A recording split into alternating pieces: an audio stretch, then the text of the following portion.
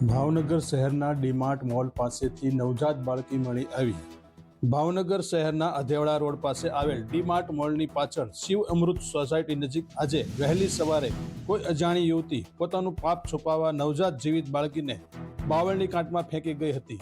સવારે વોકિંગ માટે જતા લોકોને બાળકીનો રડવાનો અવાજ સંભળાતા સ્થાનિક લોકો એકઠા થયા હતા અને 108 એમ્બ્યુલન્સને જાણ કરાતા 108 એમ્બ્યુલન્સનો સ્ટાફ બનાવ સ્થળે દોડી જઈ બાળકીને સારવાર અર્થે સરટી હોસ્પિટલ ખાતે ખસેડવામાં આવી હતી. મહેન્દ્રસિંહ, આપણે જે ઓલું વસંત વિહાર છે એની પાછળ શિવ અમૃત સોસાયટીની ત્યાં જે સિમેન્ટના રોડ છે ને અહીંયા હાલવા જતો હતો. સવારે 6:30 મને બાળક રડવાનો અવાજ આવ્યો એટલે મેં ઘડીક નક્કી કર્યું કે પાકવા છે જ તેને બાળકનો જ અવાજ.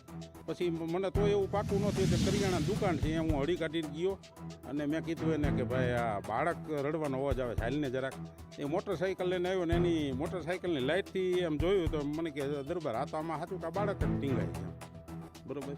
એટલું જોયું ત્યાં પછી હું કોઈક લેડીઝને કીધું બોલે એવું કે આવું આ છોકરાનું કંઈક જોલું થાય તો એમ, બરાબર. હું ઘરે ગયો ત્યાં ઈવડે ભાઈ કોકે આને ફોન કરી દીધો. મારી પહેલાં એક ભાઈએ સાંભળેલો અવાજ પણ એ કે મીંદડાનો અવાજ છે, જીવિત છે. ભાઈને ખબર હોય. હા, અમારું નામ છે મહેશભાઈ બાંભણિયા, હોદ્દામાં EMT. અમને 6:58 કોલ મળ્યો. આ રીતે બાળક બેભાન છે ડીમાર્ટની પાછળની સાઈડમાં શિવ અમૃત ધારા સામે. ત્યાંથી અમે બાળકના જેવું મળે કે ભાઈ થોડું જીવ છે એટલે તરત જ સરટી હોસ્પિટલમાં લઈ આવ્યા સારવાર માટે.